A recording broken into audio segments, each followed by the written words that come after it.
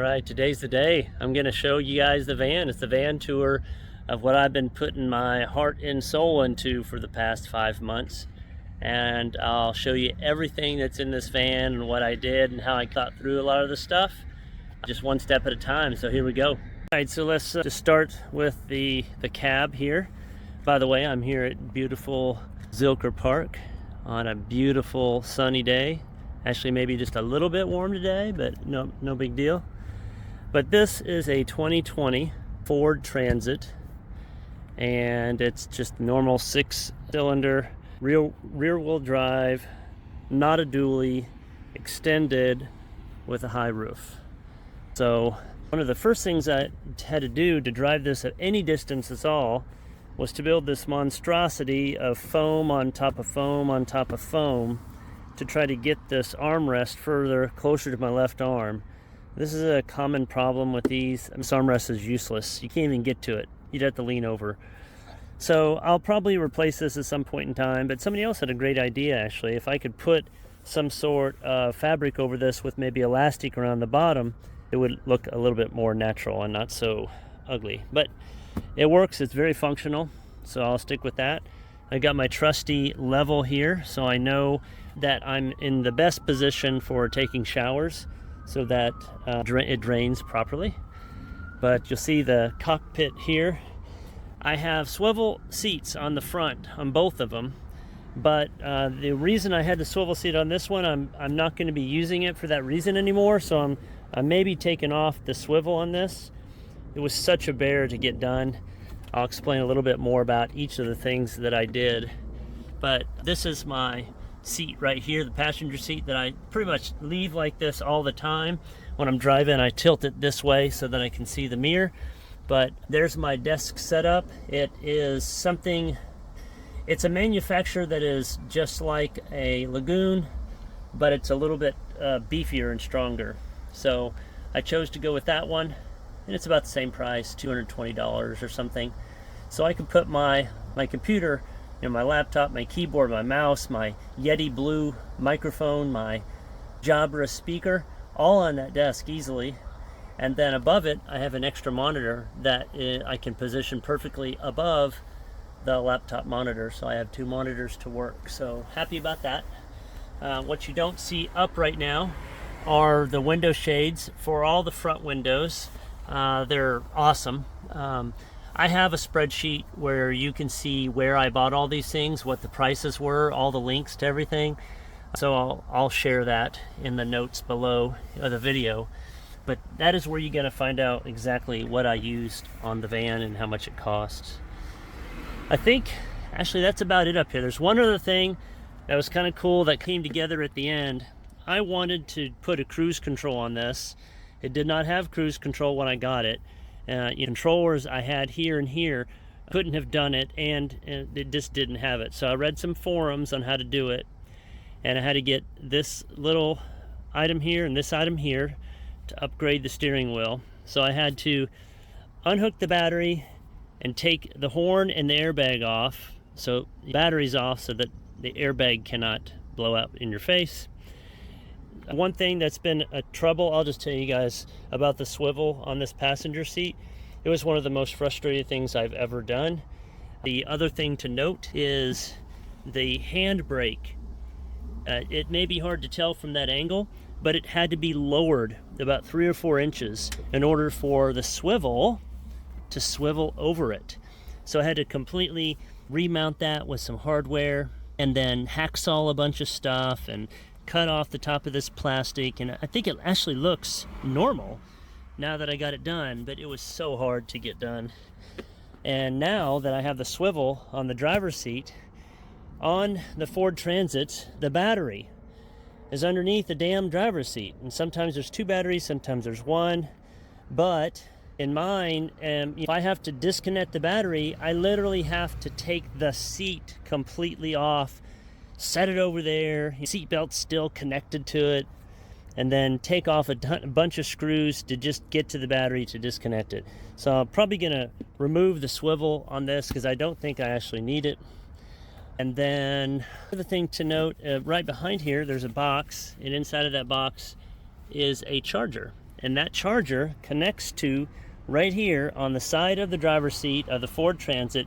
Ford has built what's called a Consumer Connection Point, CCP. And potentially your van can have two. So you could have a CCP1 and a CCP2. And the CCP2s are much beefier, more power, and the CCP1 is less power, and it's always on. Ones that have two alternators and two batteries, and more than what I have. I have one alternator and one battery. I only have one CCP. So I can hook some sort of 12 volt thing up to it. So it's 12 volt, 60 amp. It goes to this charger. The charger converts it to essentially 51 volt because I have 48 volt batteries. And the actual wattage that comes out of this is 560 watts. So while the van is on and only when it's on, this will work and it'll charge the battery.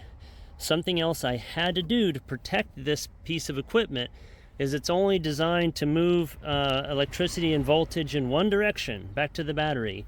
And actually it goes to the bus bar. But if I have a solar array connected to that same bus bar, it is possible that have enough voltage, the voltage can go backwards and there'd be a back current or something, whatever the name of it is, and it would destroy this charger. So right in front of the charger, what's the electrical version of a one-way valve? It's a diode. So I spent a lot of time researching and finding something that would be strong enough, and then just trying to understand how the stupid thing works, because it's got 3 terminals and I expected 2. But I got something and it works perfectly. So this can charge at the same time that solar is charging, which is fantastic. So that is pretty much it for this cockpit area. Next thing we'll talk about is the top of the van. So I have 370 watt, turns out they're 40 volt solar panels on top. They were supposed to be 50 volt, and so you'll hear what I had to do because the solar controller that I had inside of my inverter wouldn't even come on because this wasn't generating enough volts. They're connected in series, and so the wattage adds up and the volts add up. So this is fully powered. It's 120 volts and 1100 watts. And that rack, I custom made that rack. The problem was I ordered all of the extrusions and everything and the hardware before I had the panels. I was told the panels were a certain dimension, and when I got them, they were not that dimension. They were bigger, and my rack wasn't made for that. So I had to do a lot of maneuvering around and doing different things to get enough support up there with the extrusions that I did have. Now it is solid, but that just took a ton of planning to do. So it's a custom do-it-yourself rack, and then we got the panels, and then I wanted to put a wind fairing. I don't want wind. This thing's so big, all that air is getting compressed up there, and it would go right underneath the panels. I'm sure it would rip them off. So I needed to come up with a wind fairing, but my thing is so big and wide, there are no wind fairings that just fit that. And they just start getting super expensive when they're getting bigger. So I decided to make mine out of ABS plastic. And one thing I'm kind of proud of here, and let me see if I can zoom in. It's tough to see in the light, but there are metal brackets underneath there that connect to the extrusion, and then they also get screwed to the ABS plastic. Those are handmade in a vise. So they all had to be exactly the same bend. So that took a little bit of effort, but really proud of getting that done.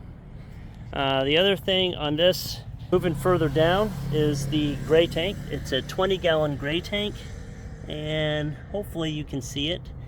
It's got wood on the bottom, wood on the top, and it's suspended with cables, and there's turnbuckles on the bottom of it. So I can bring it up or down by just releasing the turnbuckles. There's in the top and the front is where water goes in from the shower. In the back, the water comes in from the sink. And then also in the front is where I have a manual valve and then an automated ball valve to empty it with a switch I have inside. Let's see, I added a 20 amp outlet, just a single outlet in case I need to power something beefy like a generator. So I have that option. And here's my 30 amp shore power. So I can connect to 30 amp, I can connect to 50 amp with the adapter, which I have. And then obviously I can also just connect to regular 120 volt outlet in a house. I have my inverter configured so it only would pull 870 watts. Anything, I could probably go a little bit higher, but the reason I don't go much higher than that is because when I'm running something inside and that thing's trying to charge the battery at 870 watts, it gets over 15 amp and sometimes and usually over 20 amp. It can get over 20 amp, and that's a typical fuse for a 15 amp 120 volt line. You pop the fuse and then that you just go back and forth on that. So once I configured the inverter to not take more than 875 watts, no issues with popping breakers when I'm plugged in at maybe someone's house or something like that. Also on the top is the Max Air fan, and I have the cover for the Max Air fan and the bug screen for the Max Air fan. I will tell you that bug screen is not actually made for that. I don't know how they could say they should sell it that way. I had to custom carve the plastic on the bug screen just to get it to go in there. But it's in there now and it's not coming out. This is pretty special here. This is a mini split that I have on the back of this van. And it's a normal, just a normal mini split. I think it's 9,500 BTU. It cools and it heats when it's super efficient. So cooling, it is about 800 watts, and heating, it's about 950 watts at full speed. I first thought about mounting this I've added the hitch, and I had a swing hitch on here. And the swing hitch would be convenient in case I needed to open the door from the outside, but there was a problem. Once you have it on the hitched and locked, you cannot open either door from the inside. And so that could be a death trap, so I didn't want to do that. So I decided that I would hang it somehow on the door so it pivots with the door. And I looked at a lot of different options, and there were some that hung off. Part of it was hanging off the top of that sheet metal, and it's like, man, I don't know if that's going to hold. So I found some other solutions where they had other racks that weren't made for this, but they were hung on the hinges. And the consensus was that's the way to go. The problem is every place you shop online for this stuff, it comes with the rack. And the rack it came with would not have worked for this. So you're overpaying for something, and all I really wanted were these adapters here. So this metal adapter that goes into the hinge, I've got one here that goes into the hinge and one over there. I had to source it from Europe. It's the only place I could find it. They're about like $200 just for those 3 little pieces of metal. Super annoying, but it works. And then I designed what this would look like, the frame for the mini split, but I had a welder come out because I don't have welding equipment, and he did it on the spot. We were testing it. He was standing on this corner and jumping up and down. So the thing is pretty solid. 89 pounds for this, about 25 pounds for this. It's bolted down. The 4 feet are bolted down the bottom. Then I've got this bolt. And then the other important thing to note about mini split, typically it's the 2 lines are just copper the whole way. Now on this one, I was gonna put it on, it's on a hinge, so it's gonna rotate. And if you rotate copper, it's just gonna break. So they do make stainless steel braided lines, 800 PSI, meant for mini splits. So this is part of that, and then it's all braided and it goes underneath the van, and there's a hole underneath the van, a cavity already there. It comes up, and I'll show you inside where it comes out. But I've got electrical going to it from inside, and then just the communication line to the 2 Freon lines, and then I've got my drain coming out right here. It's definitely the lowest point, and it works great. This also produces a little condensation. It just drips straight down, so that's fine. It's a little messy back here, so I'll show you a video where it's not a big mess so you can see what's behind here, but I just want to show you what this is like when I rotate it. So it's out of the way. You see it goes down there, it comes out right here, and then it somewhere in here is it stops, the braiding stops, and it goes straight to copper because this doesn't move right here. And on the back side of this piece of wood is my mini split right above the bed where I want it, so to make it more comfortable for me. So that is the back of the van. Also, well, I'll tell you more about the garage when we get to that point. The next item is the water dish. So I added this gravity fill right here, and then here's the city water hookup. I've got a 36-gallon freshwater tank, and of course if you use this instead, it bypasses the tank and pressurizes the system through whatever the source is. Throughout the van I have 4 fire extinguishers, but this one's special. This is a new technology that the way you start it is a little different, but it works on the molecular level of the fire, so it puts out all fires, and this little bitty stick will emit like a steam-like stuff for 50 seconds, whereas normal fire extinguishers are like 3 to 5 seconds. So you better have it aimed the right way. The other thing about this one is there's 0 residue. So once it's really weird. It's like a vapor. And when you're done, there's nothing to clean up. It's crazy. So like that idea. The view from the cab from this side, here we have the passenger seat, and I've tried to do what I can to make it as comfortable since I'll be sitting in this quite a bit. I store my extra shoes behind the seat. Behind both of these I have this hanging stuff, or on this one I'm hanging my microphone and a phone charger and my mouse pad, and that one is, you know, I'm traveling, I put food and stuff like that. I've got a bar up here with a curtain, and it's a blackout curtain. Now this I'll use maybe while I'm driving, and just to keep the heat in the air up here, so I'm not trying to heat or air the whole back if I'm spending 8 hours driving. And then also if it's just during the day and I want privacy, I'll slide this over. At night I put up the professional shades that fit perfectly in the windows. They're insulated. Actually they fit so well it almost looks like it's just tinted windows that you can't see through from the outside. It's crazy. And I have these random strings hanging from there because I continue to pound my head against that railing. It doesn't hurt, but I'm eventually going to break it. The other thing that I've done is I put some hooks and magnets around. I have this remote, and there's 4 buttons on it, and there are 4 zones. There's the main ones, the LED light strips there, and then I have some in the kitchen, and I have some right here in the shower, and then I have a 4th one that's in the garage.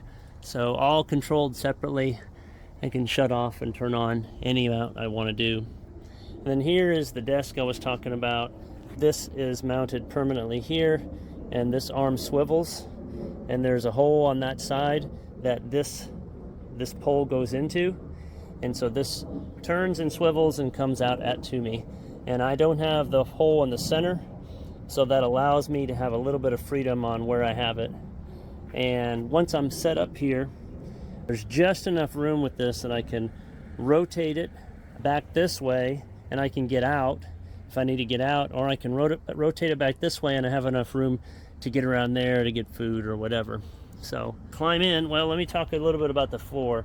This was just a corrugated metal floor when I got it, and I filled the valleys with 0.4 inch black rubber type foam, which made the whole thing flat. Then I covered that with 1 inch thick Pink Panther insulation stuff, and then I put a 1/2 inch of plywood, and it's marine grade plywood, Sonde plywood. And then I got a massive vinyl sheet, and there's only 1 seam in this entire van for this, because the sheet is so big it covers the entire floor all the way into the garage, and then once in the garage there's 1 seam and the second piece is behind that. So well sealed, and you can see I went around all the edges here with silicone around the outside, just trying to make it as waterproof as I can. Let's see, what can I show you here now? It's worth noting, I talked about the insulation in the floor, but I have done a massive amount of insulation everywhere else. So taking this headliner off was so hard. there's so many weird screws and tabs that am I going to break something or what? It's just impossible to tell.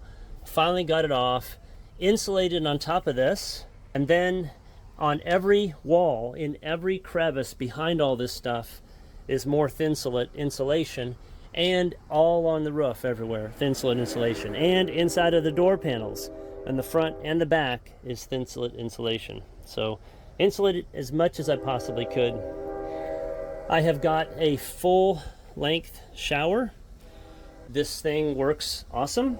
You can see I'm making use of these I bought some of this bungee cord material and these locks, and it's working perfectly to kind of hold my bottles in place so they don't ever fall down.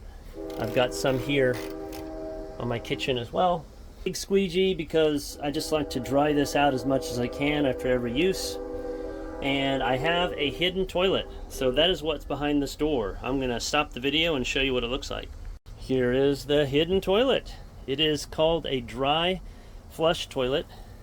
It does have an electrical button on it because it works different than anything else. It's not a composting bucket. It works like those Diaper Genie products that you would throw a diaper in, push a button, it spins a Mylar bag, and then a vacuum comes on and it sucks it all down, and it's airtight for multiple uses in one gigantically tall Mylar bag.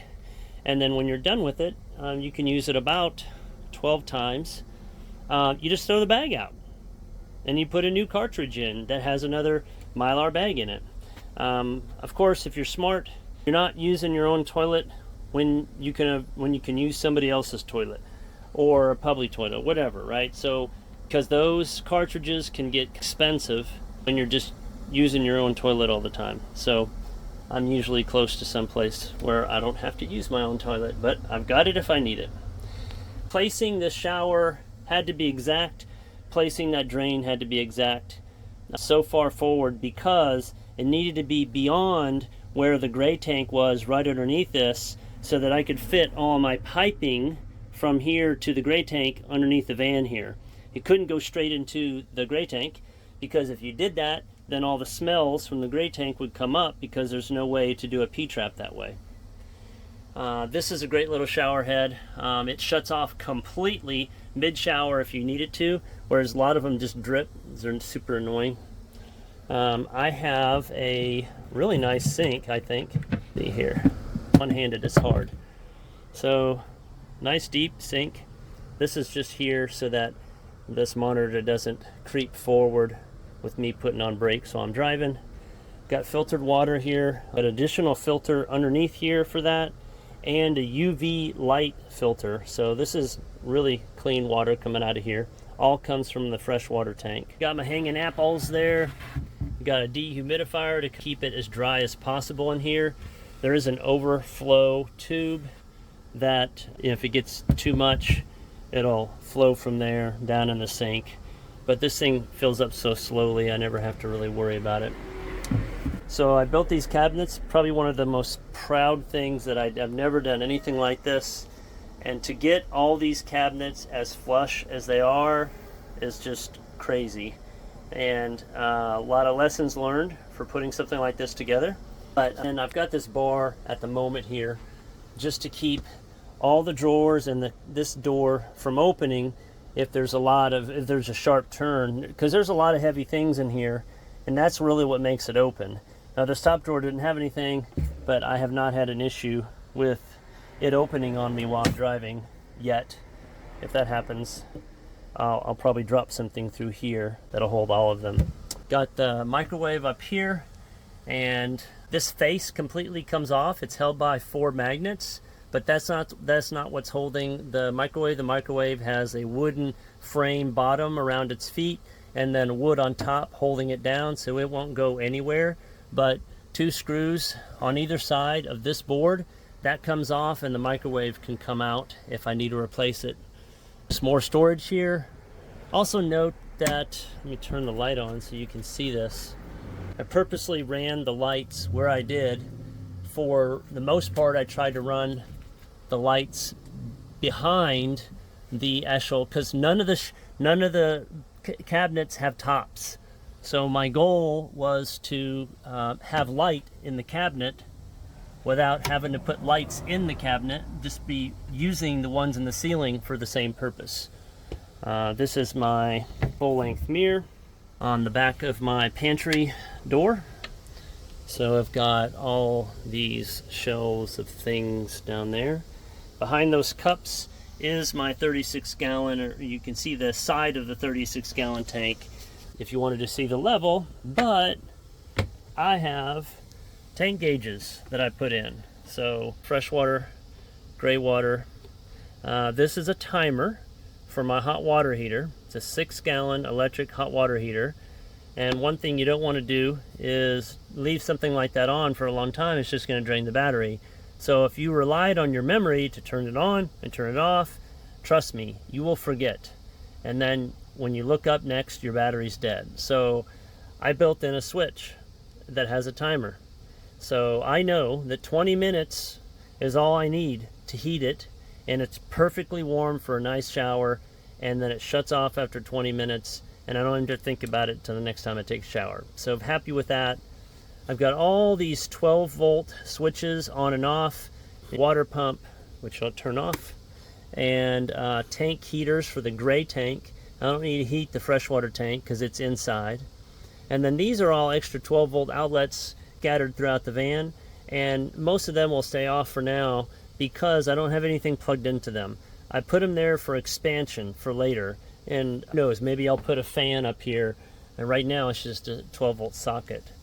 This is a special switch that will go 2 different directions, and that's for the ball valve for opening and closing the gray water tank if I need to dump it. So I needed a different kind of switch for that. Let's see, this is my refrigerator slash freezer chest style. It is either 12 volt or 120, and I have it connected right now via 12 volt, but I have the option to do both because behind it there's 2 outlets, one at 12 volt and one at 120. And I need to put the camera down to show you that this pulls out. So there you can see this gigantic drawer that my refrigerator freezer is on, and it slides out, and it also locks. It locks in place halfway, it locks all the way in, and you know, the freezer side here and the refrigerator size there fits everything I could possibly need. This is pretty darn big for one of these, and it's been great. The reason I put it on a drawer is because I wanted to save space. Because this opens from the top, if I couldn't have this storage here if I needed to open this up. So that's why when I slide it out, I can stand right here, slide it towards me, and all I need to do is lift it up that much and I'm in. So I thought that was a good use of space for the refrigerator and freezer. I wanted a chest style because the price, because how well it's insulated. And if you think about it, when you open a refrigerator or freezer that's front doors, all the cold air is just going to dump out. With this one, since it's colder, cold air drops. Most of the cold air stays in here whenever you open these, so you're not losing a lot of heat when that happens. I have more storage around here on the bottom. Of course, all these drawers. I'm not going to open this because I've got the bar there. But I have this extra storage here. This is kind of like bike stuff I get on my bike. But that is a locking shelf mechanism. And it's 250 pounds. And that'll hold me just fine. And this is my step to get into bed at night. And so it's up. Oh, I had to put this down. And I'd push a couple little tabs and then it goes down. All the clearances on the stuff has been part of the design. You see there's probably a 1/2-inch clearance on this, which is perfect. And then here's the bed platform. It is on hinges in the back, so I can lift it some. But you'll see these bump out sections that are deeper. The mattress goes all the way back in that section.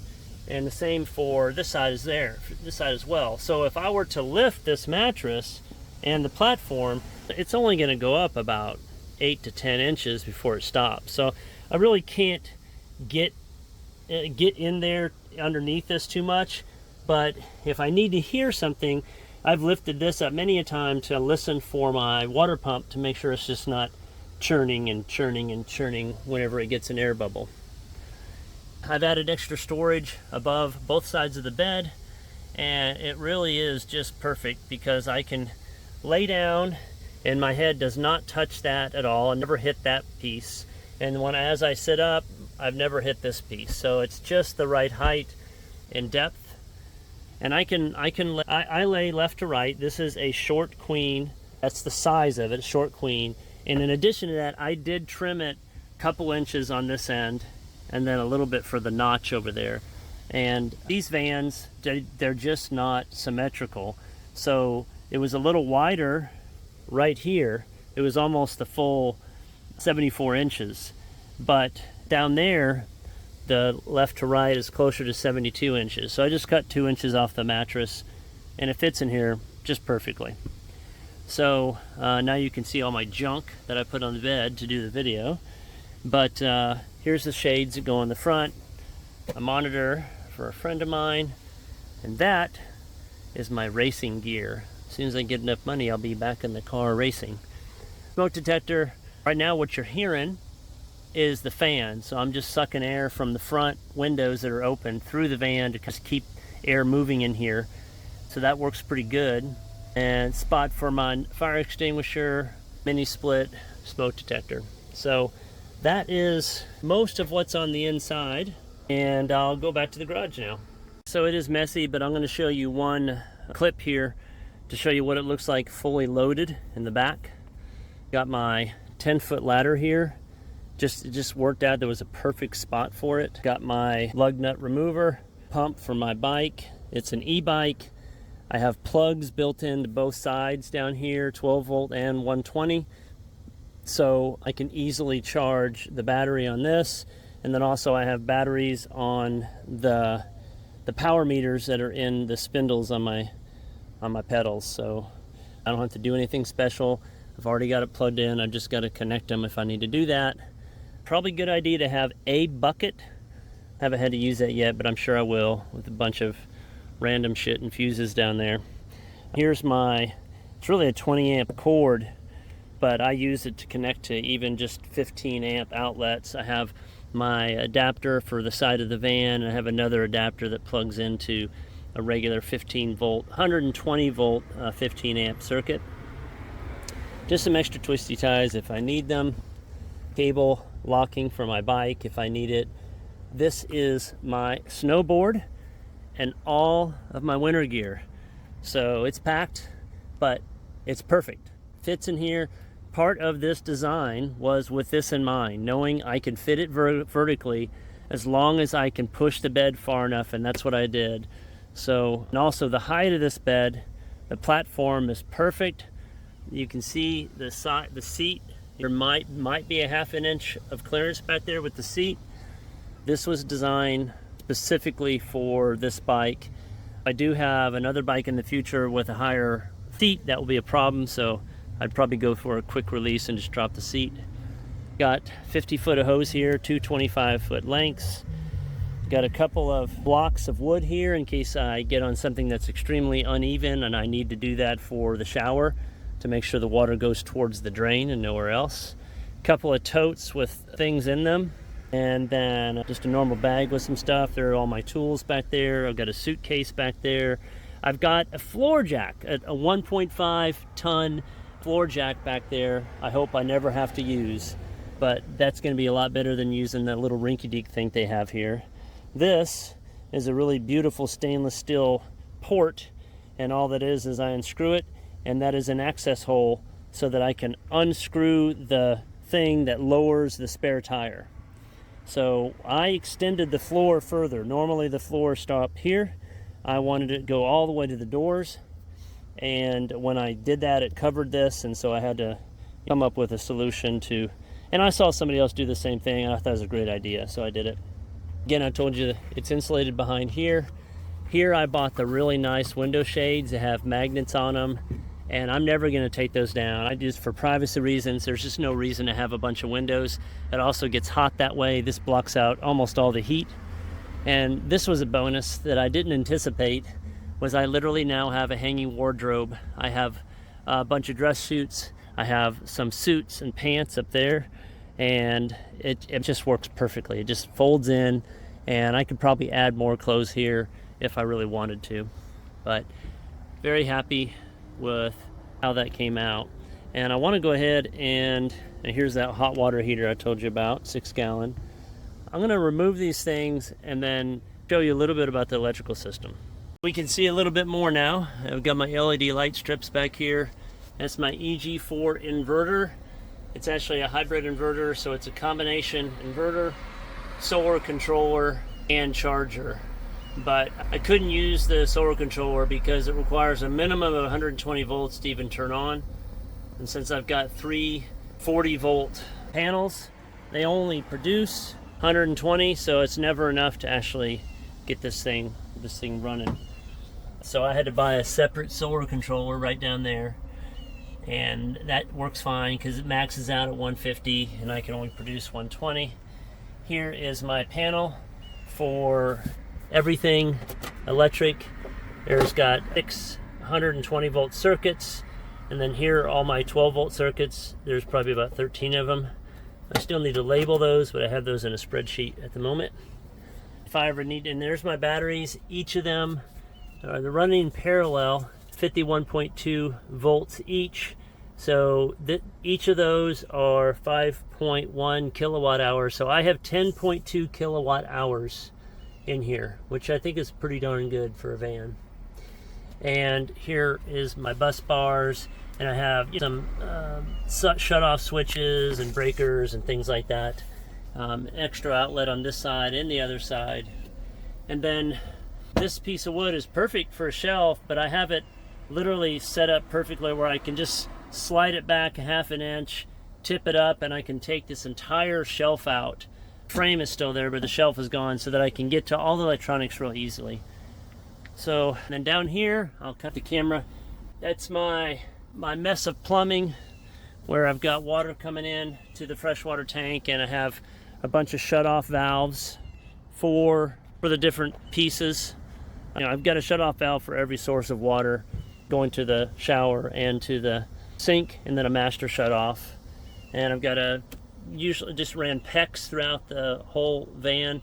Used a normal, really good crimper with the crimp rings for the PEX, and they seem to be performing well. I had a lot of issues with all of the threaded connections for plumbing. In fact, there wasn't a single threaded connection that did not leak when I first hooked it up. And I learned that if you're going to have threaded connections in plumbing, and you can't avoid it, there's some things that are just threaded, you can't avoid it. I suggest going around the threads in the correct direction so that when you screw the thing onto it, it's actually tightening the Teflon tape instead of loosening it.